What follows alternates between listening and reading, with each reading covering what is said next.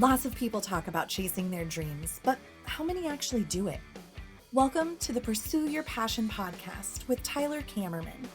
We're going to introduce you to people who are intentionally pursuing their passion every day. Through their stories of success and their struggles, you'll gain insight into how to better begin or continue your journey. Now here's Tyler with today's guest.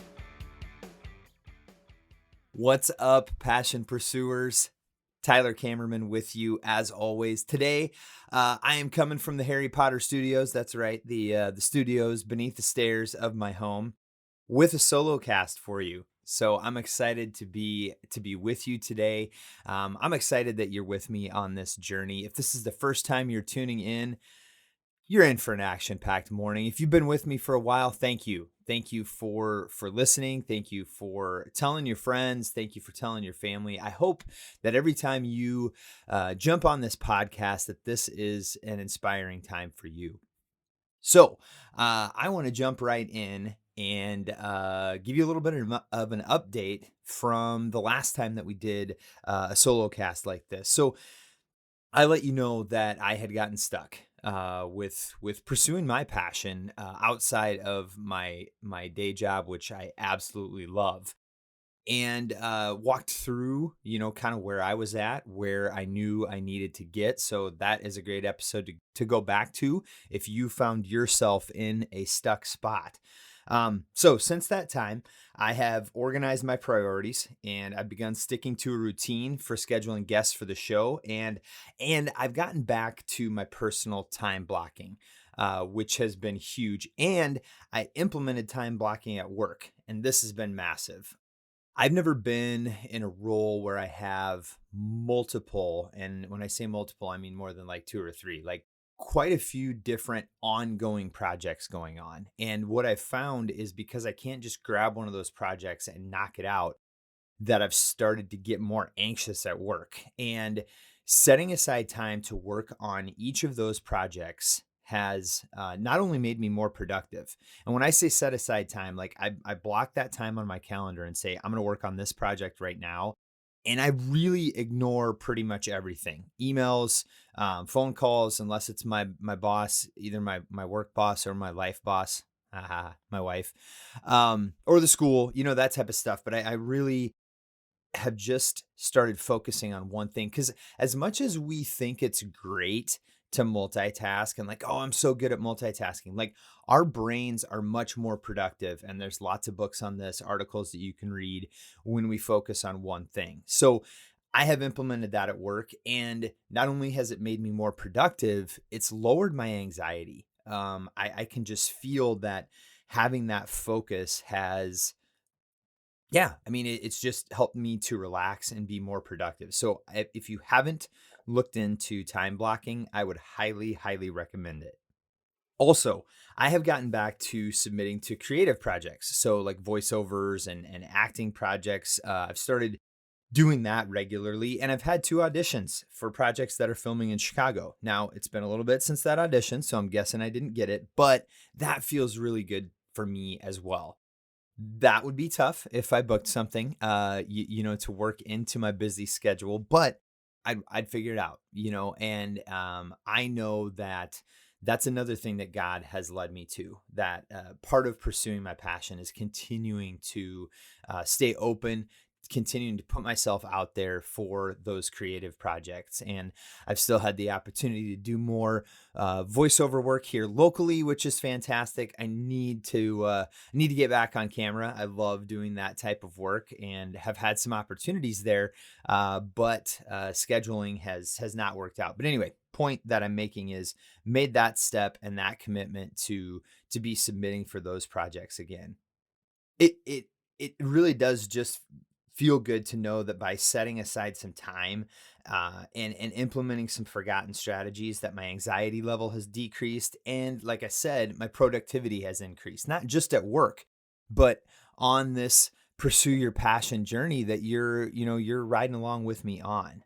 So now what I really need to do to keep that ball moving, to keep that momentum, is to prioritize the rest of of the goals that I've set for pursue your passion, and set deadlines as well. That's, I think, crucial, when you're making plans, when you're setting goals, is to give yourself a deadline, because otherwise it's really easy to just be like, hey, I'm going to do that in the future, right?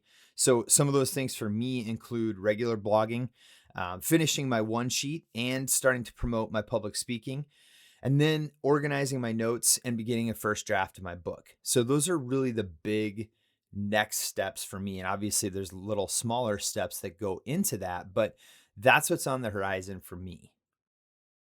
So what are the next steps for you?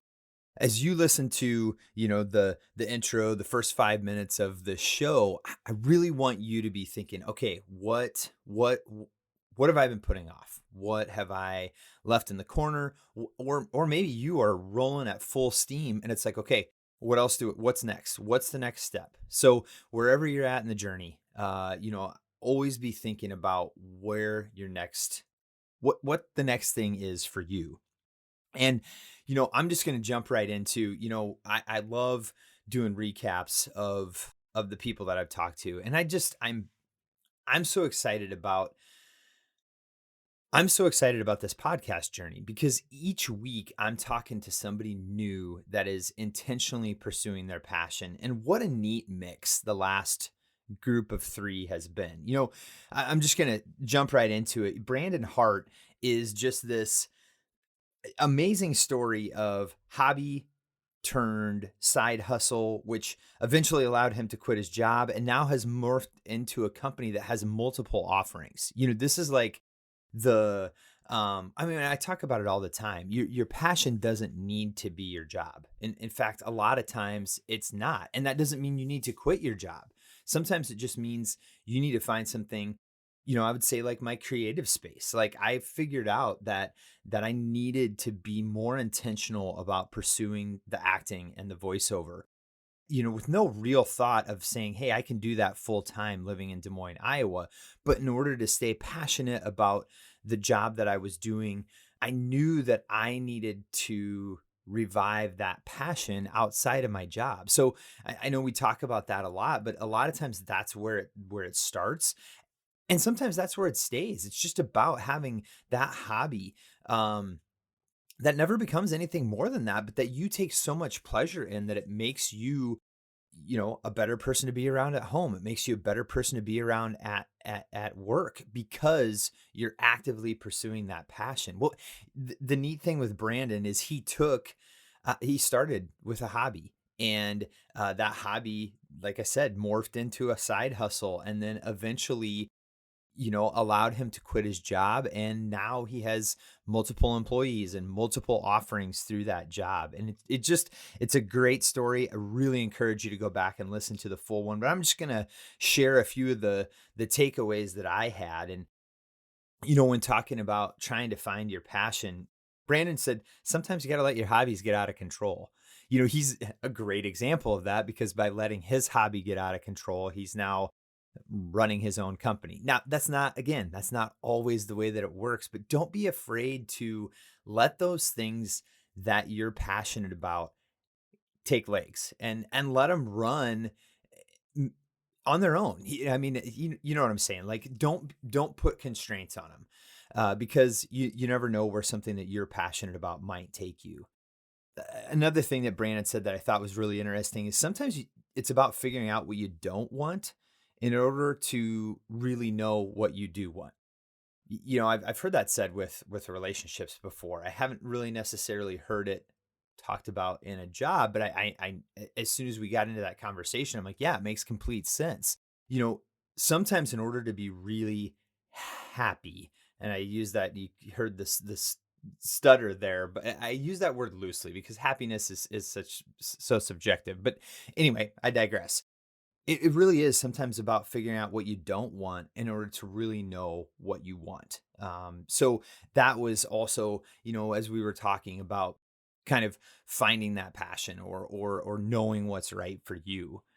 Another thing that Brandon said that I thought was interesting is, don't give in to the stereotype of what an entrepreneur looks like. And in the context of the show, it was, Brandon was sharing that he's not extroverted, and he never thought that he was going to be an entrepreneur because he didn't fit that mold. And ultimately where we went with that, and another great thing that came from that part of the conversation was grit, tenacity, and persistence are much more beneficial than outgoingness when it comes to starting, building, and maintaining a company. And again, that all goes back to that. Don't give in to the stereotype of what an entrepreneur looks like. I think too many times we think entrepreneur and we see this outgoing person that is just great with people and all these things, and ultimately the majority of the people that I've talked to in my life, but also over the course of the last, 30 plus episodes of this podcast, it really came down to they might be a really outgoing, well-spoken person, but at the end of the day, where the success came from is in those moments of not giving up, where the grit, tenacity, persistence really kicks in and gets you through those times. So again, don't want to belabor a point, but just don't give into that stereotype of what an entrepreneur looks like. If you have something that you're passionate about that you want to move forward with, don't let some stereotype in your head get you stuck in a spot. Another point that Brandon brought up that I just found really interesting, because not a lot of the people that I've talked to have gotten to this point. And partially, it just could be that Brandon's brain works a little bit differently. But one of the things that that I talk about also is kind of like, what's next? Okay, so I've done this, it's successful. Like, what do I do next? And Brandon is starting to think about. I mean, really, he didn't say these words, but what I heard is he's starting to think about succession planning. Like, what happens if he's not there? And I think it's important to look at that, because unexpected things happen, but also from a positive perspective. I mean, how do you scale to a point where your organization can run without you? And that's not to say like, hey, so I can, sit on the couch and do nothing, but like, because then that way I'm open to whatever the next opportunity is. So I thought that was really neat that he brought that up, because it's not something that we've talked about on this show. And maybe maybe we need to seek out a guest that can talk to us a little bit more about that. Like, hey, I'm successful, how do I plan for the future? One thing that I want to give, we talked about this on the show, but I want to give another shout out to his last employer before going before stepping full time into Heart Smart Products. The organization named Nimblelink hired him with the full understanding that he was starting his own business, and they were 100% supportive of that. So he actually left the company that he was at because they wouldn't allow him to move forward with this hobby that had turned into a side hustle that he was, really starting to turn into a business. Nimblelink hired him with that full understanding, like, hey, this guy is doing this on the side, and they really supported him in that. And I know that doesn't work for all organizations, but I think it's really important to give kudos to the organizations that are open to it, because that allows people to grow. That allows people to become who they want to be. And again, if it's a product that's going to compete with you, I understand where that can get uncomfortable. But the point that I really want to drive home there, and it came up with some of the other guests, is like, and we've talked about it before, like managers, owners, encourage your people to pursue their passions. Are you occasionally going to lose an employee? Yep, you are. But I can guarantee that if you speak life into people doing what they're passionate about, you're going to have happier workers. Happy again. You're going to have more content workers. You're going to have more productive workers, which is what you're really looking for, right? And so I love that Nimblelink was so open to that, and we're gonna say their name a few more times. And then one thing that one last kind of golden nugget from Brandon is so the road you've taken has led you to where you are, obviously, but where in the context is, don't view things as wasted time. Really what Brandon was talking about is, he started going to school he was just talking about all the things that felt like it wasn't leading him to where he is now. He went to school to be a vet and changed that. And then, he started at Radio Shack and felt like that was going to be where he was. And then he stepped into the corporate world, and like all these things that if you look at it from a mile high overview looks, I mean, you could call it, you could feel like it's wasted time. And we all have that in our lives. But if you look at points in your life and you're viewing them as wasted time, you need to go back and dig deeper because there's almost always something there. And I think in the context of that conversation, it was like for some people, you might feel like you wasted time in college or you might feel like you wasted time at this job. But for me, I think I've done a pretty good job along the way, especially in the situations where I wasn't happy, of digging in and seeing what I was learning at that time and how that progressed me on my journey. Not always, and so I know there could definitely be some benefit of me spending some time and going back and looking at some things too. But the main thing that I want to leave you with there is like, hey, if you feel like you wasted time on something, do a little bit more digging there because there might be a lesson that you learned that you didn't realize, or there was a lesson there that you didn't learn that you were supposed to. So don't be afraid to go back and take a look at those things. Such a neat switch from Brandon to Mallory Robinson, two amazing people doing two completely different things. Mallory is a creative who's living her best life as a wife and a mom and telling her stories and the stories of others through her writing. So Mallory shared that she has been making notes, the notes in her iPhone since 2018. She said she's got like over 1,300 notes, story ideas, just observations. But one thing that she said is make notes every time you have an idea or a thought that could encourage or benefit others. And I really started thinking about that more after I heard that for the second time. And my goodness, I should be doing more of that. Like an idea pops into your head, put it in your phone, or if you've got a journal or something like that, jot it down. Every idea, and that might be like, oh, that's overkill. Like it's not, because then you can review that at the end of the day and decide which ones, or the week, whatever. Like come back to it. But then I love that she also said, or a thought that could encourage or benefit others. Because those are the things, the heart, the things that really pull our heartstrings are the things that are leading us, right? And that kind of leads into her answer to the question, like, hey, what would you say to somebody who was trying to find their passion and was having a hard time? And she said, what's something that people come to you for? What is something that people compliment you on? And then tying back to that quote that I just said, ask yourself, what is something that I do that fills my bucket? And also, what is something that when I do it, fills a bucket for someone else? So, again, circling back to that, encouraging or benefit others. I just think that those are great things. Again, if you're trying to figure out, like, I don't know what my passion is, like, those are great questions to ask yourself. I'm just going to read them again. What is something that people come to you for? What is something that people compliment you on? Ask yourself, what is something that I do that when I do it, it fills my bucket? And then also, what is something that when I do it, fills the bucket for someone else? Those are four great questions to ask yourself if you're still trying to kind of figure out what that passion is or trying to figure out if you're on the right trail. One thing that we talk about too is, okay, like, how do I monetize? Some of us are at that point. Some of us are not at that point. Some of us don't ever plan to get to that point because we're just pursuing a hobby that we love. But Mal brought up a great point there too. And that's it. It's okay to want your dreams to be financially supportive.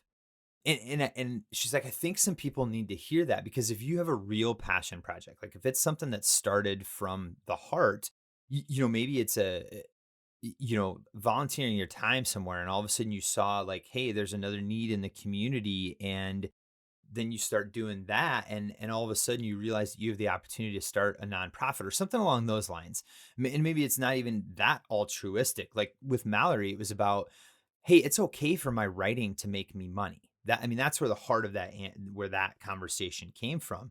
It's okay to want your dreams to be financially supportive, and some people just really struggle with that. So, and she added to that, it's all about your heart and how you go about it that really matters. So stay true to that original passion. If you're struggling with like, oh, I don't know if I'm supposed to make money doing this, just stay true to who you are and what really started you down that road.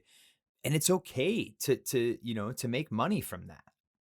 Mallory talked about she lives a yes life. She tries to stay open and say yes when asked, but saying yes to the things that protect the space where her dreams and passions live. And then she said, as much as it is that the yes will advance the pursuit of my passions. So putting that thought together, saying yes to the things that will protect the space where her dreams and her passions live, as much as it is to saying yeses that will advance the pursuit of her passion. So kind of I don't want to say a juxtaposition, but kind of, it's like, hey, I want to say yes to this thing that will move me forward, but I also need to be cognizant of the fact that I need to protect that space, because we need to make sure that the things that we're saying yes to aren't so big that it takes up everything, that it takes up all the space, because then the dreams and the passions get pushed to the side. It was a great, I'm trying to summarize there. It was a great 3 to 5 minute section where Mallory was just talking about it's so important to say yes, but it's also important not to stay guarded, but to guard yourself. Because if you take on too much, and I have been guilty of this multiple times over my career, over my life is probably a better way of saying to yes. And now I'm so busy that I can't do the things that are really important to me. And continuing with that saying yes, it's not just what we say yes to, it's also what we need to let go of in order to get to where we want to go. Sometimes we always think about, uh, we, a lot of times we think about, okay, what's the next step forward? I mean, I just said it 10 minutes ago. What's the next step forward? What's the next step forward? Sometimes we got to look at what we need to let go of in order to keep taking those steps forward. And so, as much as a lot of times I talk about just do it. I mean, sometimes it's you feel stuck, or you don't know what the next direction is. So sometimes you just got to make that next step on your own. We've also got to take those times to pause and reflect. And I love that Mal said that. It's also what we need to let go of in order to get to where we need to go. So take that time to pause and reflect, because it's going to help you. Another little golden nugget that Mal threw out there is people care about what we encourage them to care about. The connecting of humans is what allows people to care. And that can sound, depending on where your context is, that might sound a little fluffy, but it's especially that last part, but it's the truth. Where that context was is like, talking about Mal's stories are stories from people from rural Iowa, and especially around South Central Iowa. And does that relate to, if she were to write a book, are people outside of Iowa interested in that? And that's when Mal said, people care about what we encourage them to care about. So if you have a story, and I'm not just talking about a book, I'm like your story. If you have a story that you feel like people should know, then take the time to craft it in a way and encourage people to care about it. And it's not manipulative. It's about, hey, I have a story that I know is important, that I know is going to impact you, and I want to share it with you. And so use your passion to do that. And then just a closing thought from Mallory, and I just love this because it speaks so much to her heart and what she's trying to do. There are amazing people everywhere. Keep your eyes open to the beauty that's around you. Just love that. Just absolutely love it. And so then the latest episode 35, again some writers, but again just a great shift, because Mallory's on her own, and she's focused on one area, and Tony Thielen, Matthew Mitchell, and Jeffrey Kaplan wrote a book called Am I Doing This Right? So, the Am I Doing This Right guys. Now, what an awesome book for a bunch of people who are working to intentionally pursue their passion. It just, the way that the book is laid out is, I would highly recommend this book, not just because the guys came on the show, but to my audience, to all of you who are, working to actively pursue your passion. This is an excellent book to check out. One thing that came away from that conversation that I'll just kick it off with is we're all students all the time. And that came from, I was stumbling over defining, a student, and it's easy to fall into the what are the typical student demographics, and Jeffrey said we're all students all the time, and that really hit me, and it hit me again listening to it for the second time, because I think a lot of times I can get so busy that I'm doing this thing, and then I'm doing that thing, and then I'm doing that thing. And really, like I ended with in my last comment with with Mallory, there are amazing people everywhere. Keep your eyes open to the beauty that's around you, because we're all students all the time. We are constantly learning from people. Let me rephrase that. If we're firing on all cylinders, if we're really keeping our eyes open, we should be students all the time. We should be learning from the people that are around us. We should be learning from the mistakes that we made. We should be learning from our environment in general, because that's how we continue to evolve as people. That's how we become a better spouse. That's how we become a better parent. That's how we become a better friend, or a better child. Like, that's how we get better, is by continuing to learn. The concept of yes, for lack of a better way to say it, came up again. And it was, don't be afraid to keep saying yes. Now that's not just blanketed like yes, yes, yes, yes, yes until I explode, but it's more that, keeping the steps moving forward. Like, don't be afraid to say yes that to things that don't say comfortable, or that don't feel comfortable, excuse me. And again, don't push yourself until you're gonna blow up. But again, in the context of the conversation, it was about being open. And I think that a conversation that I had, I may have shared it with you before, but I'm gonna do it again anyway, because when I think of this, don't be afraid to keep saying yes. It's more about having an open mind, and being open to new experiences. And I had an acting coach who had the opportunity to work with Anthony Hopkins. And he said that one of the most amazing things about Sir Anthony was that he just experienced life with like this childlike wonder. And I remember John saying every morning he would come down and pour himself a cup of coffee, and his reaction to the first drink was like the first time he'd ever tasted coffee. And John equated it to like childlike wonder. And I don't know that in this particular point in the conversation that that's really where we were going with don't be afraid to keep saying yes, but I think there's an amazing correlation there, because well, I was about to say kids always say yes, except for when they're saying no. But you know what I'm saying?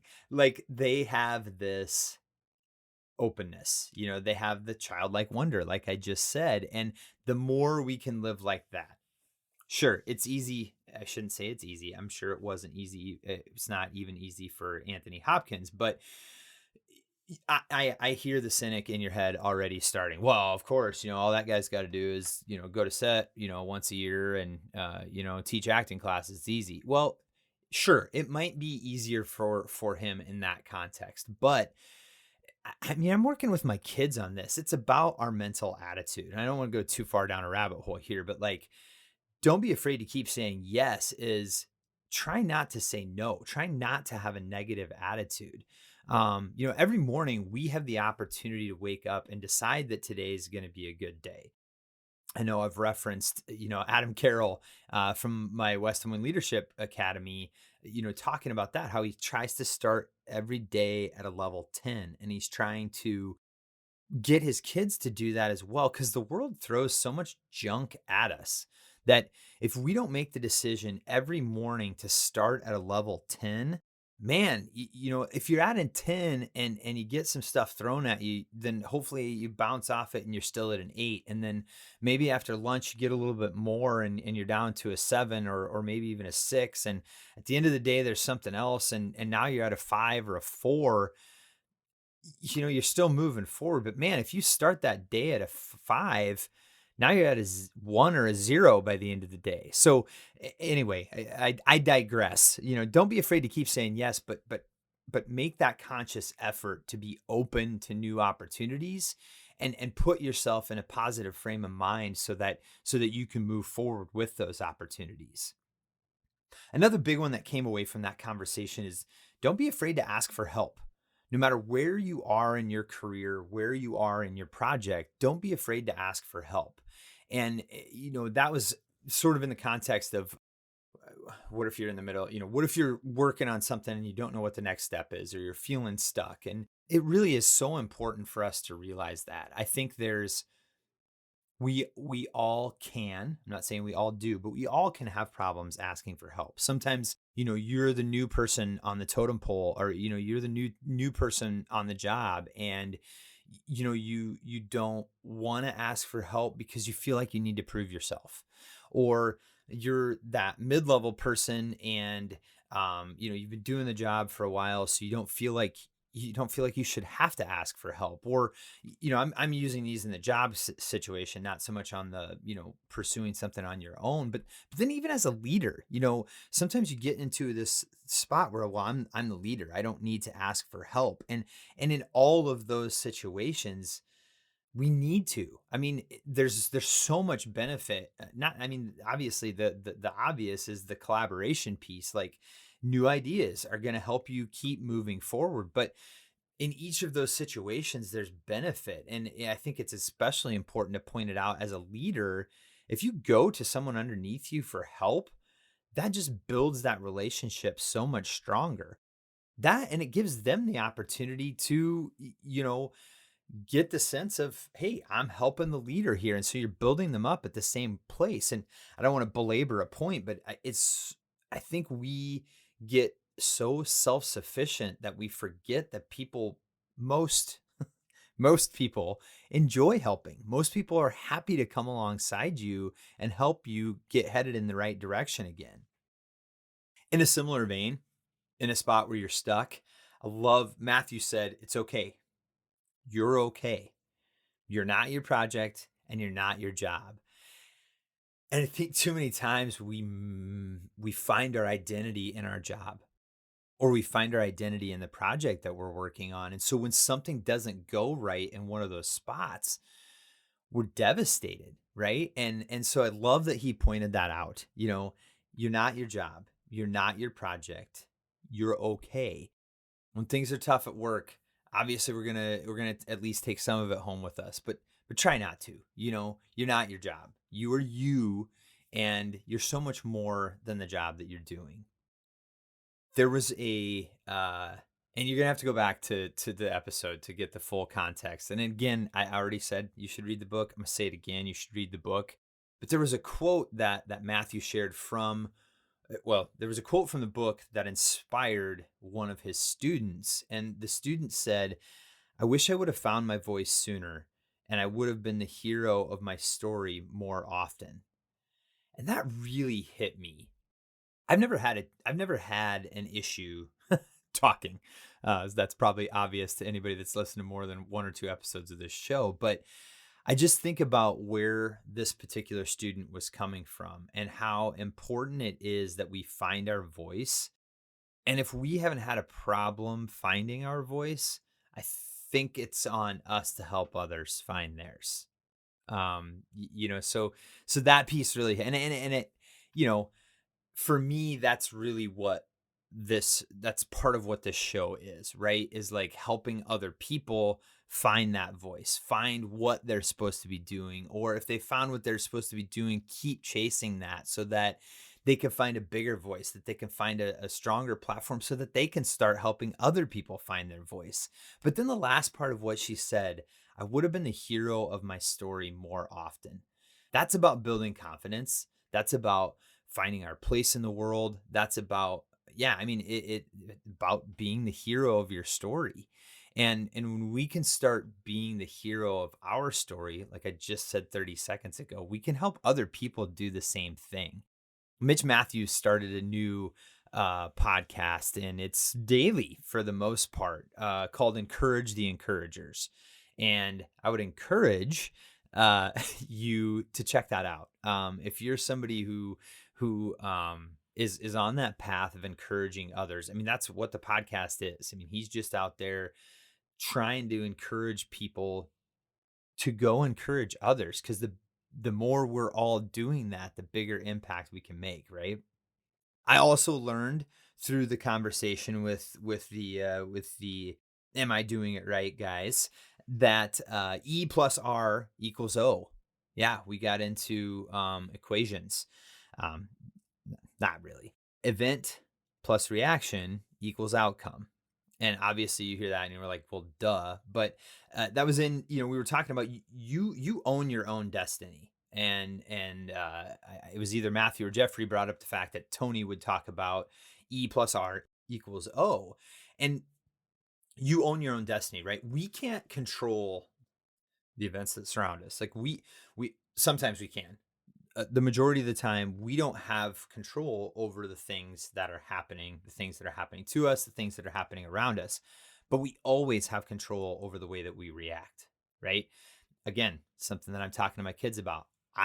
Still not amazing at this, but I'm trying to instill that into them. Like, hey, there's things that every day there's a bunch of stuff that is out of our control that we can't control, right? But we can control the way that we react to them. And ultimately, then that's how we control the outcome. And then ultimately, this book, Am I Doing It Right? It's not just about your career. It's about being successful at life. And that's part of the subtitle of the book. But I love that we spent some time on that as well. It's not giving up your life just to have a successful career, but it's also like eh, it's about balance. And I know we hear balance a lot, but we talked about that too. It's great to be successful at your career, but if it's at the expense of having a being content in life, then we're not doing this right. So we have to find that balance between the two.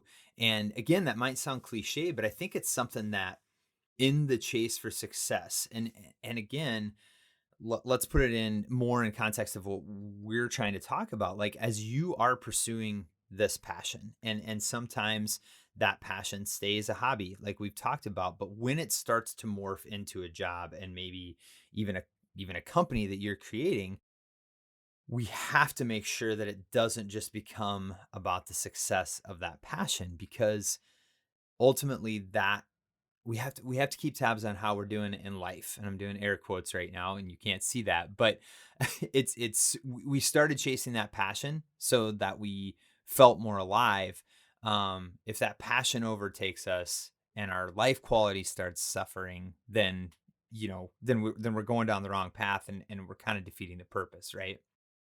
Three amazing interviews. I I highly recommend you go back and listen to them, because I just pulled, some of the high level stuff that really stuck out with me. Great conversations. All of these people have more stories to share, and I would encourage you to go to their websites, to check them out on social media, to follow them on social media, to engage with them in conversation. I mean, I think that's the cool thing. One of the cool things specifically about the Am I Doing It Right book is they've got this online forum where people that have read the books are chatting back and forth and chatting with the authors. And I just think it's an amazing thing that we can do. And so again, check out those episodes, get in touch with the folks. Go back if you haven't listened to all the episodes. I'm so pleased, I'm so happy with the fabric that has been woven over the last year plus. The different stories that I've been able to talk to, or the different people that I've been able to talk to, and the stories that I've been able to hear. On that line, it's great to hear from some of you, where you're at on your journey, and how maybe a particular guest helped spark you to take a next step, or to open another door. So please go to tylerkamerman.com and reach out. I'm fine with you emailing me at tyler.kamerman@gmail.com. I'd love to get you to join the conversation. I've got one listener in particular who's made several introductions to guests. So if you have someone in mind, please definitely reach out to me. I've got a pretty hefty list of people that I still plan on reaching out to, but I love when a listener's like, hey, you need to talk to this person because they're doing amazing things. So, would love to hear from you on that. I'd love to know where you're at on your journey, and also where do you need encouragement? How can I help? How can I help point you in the right direction? I'm slowly kind of becoming a subject matter expert here with all the different conversations that I'm having. So, would love to encourage you in that way. To close things down, I want to leave you with a thought from Tony Thielen, and he said, "Go help people. People want to hear your story, and you never know. You may be the one person to change someone's life, and it's just waiting for you to step out and make it happen. So go make it happen. Have a great day." If you have questions or would like to contact us, please check out the show details for contact information. Thanks for listening to the Pursue Your Passion podcast.